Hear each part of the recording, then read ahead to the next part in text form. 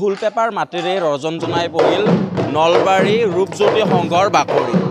অৰ্থাৎ ৰূপজ্যোতি সংঘৰ উদ্যোগত আৰু নানকাৰ ভৈৰা শাখা ছাত্ৰ সন্থাৰ উদ্যোগত অনুষ্ঠিত হৈছে বিহুৰ কৰ্মশালা বিহু নাচ আৰু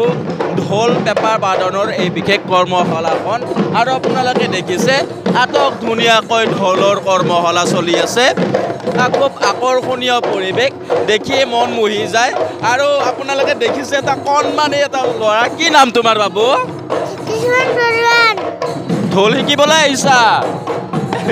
এয়া কণমানি এটা বাবুক দেখিবলৈ পাইছিলোঁ ঢোল প্ৰশিক্ষণ ল'বলৈ আহিছে আৰু আপোনালোকে দেখিছে অতি সুন্দৰ পৰিৱেশ আৰু এই যি পৰিচালনা সমিতিৰ উদ্যোক্তা নৱ আছে নৱ বজাই থাকৰ মাজতে সুধিছোঁ কিমান দিনীয়া কৰ্মশালা আৰু প্ৰশিক্ষক হিচাপে কোন কোন আছে নমস্কাৰ মই অসমবাসী ৰঙালী বিহুৰ শুভেচ্ছা জনাইছোঁ আমাৰ ৰূপজ্যোতি যুৱ সংঘ আৰু নলবাৰী আঞ্চলিক ছাত্ৰ সন্থাৰ অন্তৰ্গত নানকা ভৈৰা শাখা ছাত্ৰ সন্থাৰ উদ্যোগত 7 দিনীয়াকৈ বিহু কৰ্মশালাৰ আয়োজন কৰিছোঁ এই কৰ্মশালাত প্ৰশিক্ষক হিচাপে উপস্থিত আছে আমাৰ সকলোৰে চিনাকি চুইটি চৰকাৰ আৰু সহযোগ কৰিছে নিয়ৰকাশ মেধি আৰু উষা ঠাকুৰীয়া বৰ্মন দুটা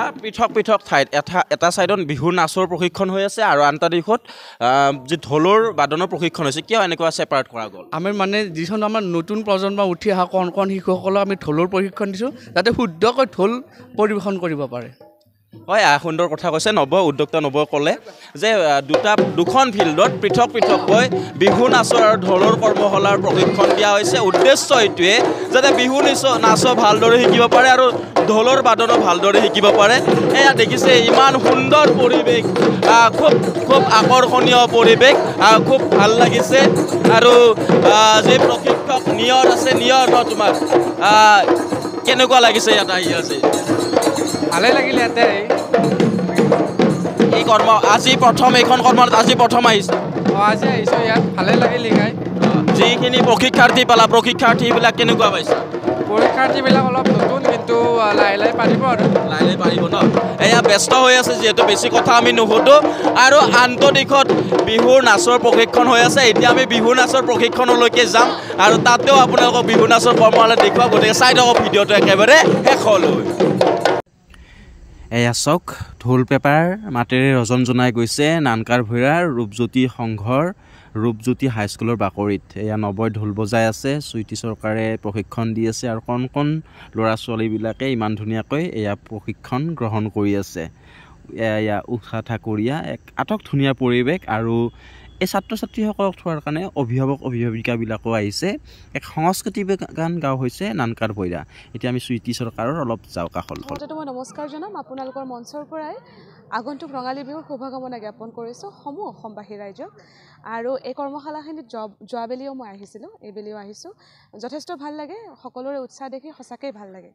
শিক্ষাৰ্থীৰ সংখ্যাও বহুত বেছি হয় ইয়াতে শিকায়ো ভাল লাগে আৰু সকলোৰে আগ্ৰহ দেখি তবত মানুহ ইয়ালৈ আহি